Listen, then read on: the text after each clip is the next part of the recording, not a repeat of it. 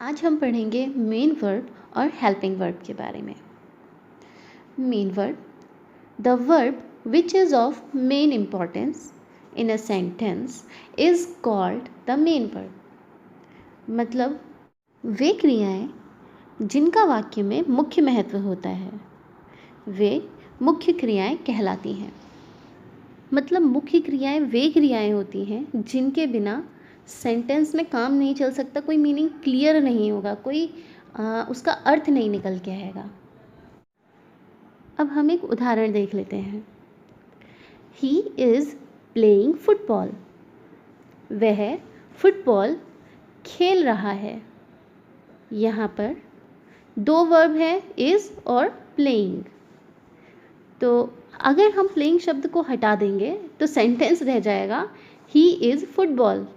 अब वो फुटबॉल तो नहीं है ना, इससे कोई अर्थ क्लियर नहीं हो रहा है कि हम क्या कहना चाह रहे हैं। अब अगर हम इसमें इज़ हटा देते हैं, इज़ जिसका अर्थ है तो फिर भी थोड़ा सा मीनिंग समझ में आता है। ही प्लेइंग फुटबॉल, वह फुटबॉल खेल रहा है, हमने गायब कर दिया, लेकिन फिर भी हमारा जो मेन वर्ब है उसके रहने से हमारी मीनिंग क्लियर है।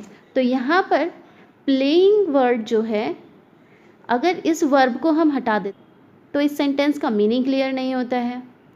वहीं हम अगर इस को हटा देते हैं तो हमें थोड़ा थोड़ा मीनिंग फिर भी क्लियर रहता है कि ये सेंटेंस क्या कहना चाह रहा है। तो यहाँ पर प्लेइंग मेन वर्ब है क्योंकि इसके बिना सेंटेंस का मीनिंग क्लियर नहीं होगा। और इस हमारा हेल्पिंग वर्ब है जो समय, काल वगैरह बताने के लिए उसकी मदद कर रहा है। अब हम देख लेते हैं हेल्पिंग वर्ब्स ऑक्सिलरीज को।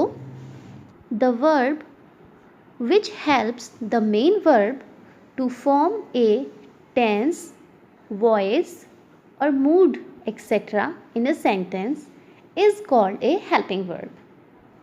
वे वर्ब्स जो वाक्य में टेंस, वॉइस या मूड मतलब मनस्थिति को बताने के लिए मुख्य क्रिया की सहायता करते हैं, हेल्पिंग वर्ब या ऑक्सिलरीज कहलाते हैं। जैसे हमने एक सेंटेंस पढ़ा था, ही इज़ प्लेइंग फुटबॉल। इसमें प्लेइंग मुख्य क्रिया थी और इज़ इसकी सहायक क्रिया थी। और इज़ यहाँ पर हमें समय का बोध करा रही है। इज़ प्रेजेंट कंटिन्यूअस में यूज़ हुआ है, यानी कि यह क्रिया वर्तमान काल में चल रही है और इसका पता हमें इज़ से चल रहा है। तो यहाँ पर इज़ हेल्पिंग वर्ब है, ऑक्सिलरी है। We shall play hockey. हम हॉकी खेलेंगे।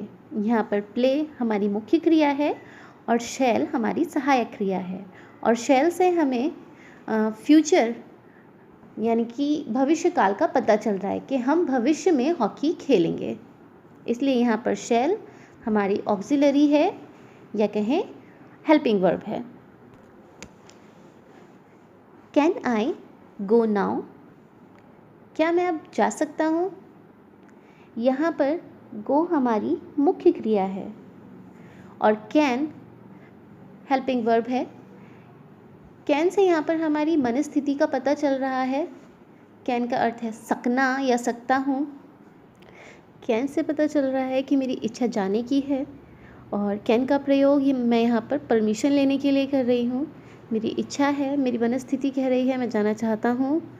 तो कैन आई गो नाउ, तो हम यहाँ पर कैन का प्रयोग कर रहे हैं और कैन यहाँ पर ऑक्सिलरी है यानी हेल्पिंग वर्ब है। अब हम एक उदाहरण एक्टिव वॉइस और पैसिव वॉइस वाला भी देख लेते हैं। आई ईट ए मैंगो, ये एक्टिव वॉइस है इसका।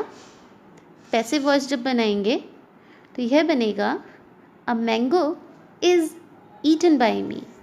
यहाँ पर इज़ का इस्तेमाल किया गया है पैसिव वॉइस बनाने के लिए, तो इज़ यहाँ पर हमारा हेल्पिंग वर्ब है।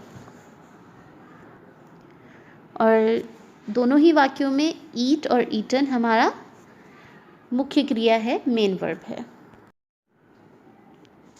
किसी भी वाक्य में मुख्य क्रिया और सहायक क्रिया को पहचानने का सबसे सरल तरीका यह है कि यदि किसी वाक्य में एक ही वर्ब हो तो वो ही मेन वर्ब कहलाएगा। जैसे आई हैव ए कार, मेरे पास एक कार है। यहाँ पर हैव पोजीशन दिखा रहा है, यहाँ पर एक ही वर्ब है वो है हैव, तो यही मेन वर्ब है। दूसरी बात, यदि किसी वाक्य में दो या दो से अधिक वर्ब हैं तो जो सबसे अंत में वर्ब होगा वही मेन वर्ब कहलाएगा और बाकी सभी अन्य वर्ब जो हैं वो हेल्पिंग वर्ब कहलाएंगी। जैसे Priya can do this work, Priya यह कार्य कर सकती है। यहाँ पर दो वर्ब्स हैं, कैन और डू, तो यहाँ पर डू हमारा मेन वर्ब है क्योंकि यह इन दोनों में सबसे बाद में आया है और डू का अर्थ है यहाँ पे करना। कैन हमारी हेल्पिंग वर्ब है। एक और उदाहरण लेंगे, आई हैव बीन रीडिंग, मैं पढ़ रहा हूँ। यहाँ पर हमारे पास तीन वर्ब्स हैं, हैव, बीन, रीडिंग। रीडिंग सबसे लास्ट में आई है तो ये हमारी मेन वर्ब है, उससे पहले हैव और बीन है तो ये दोनों हमारी हेल्पिंग वर्ब हैं।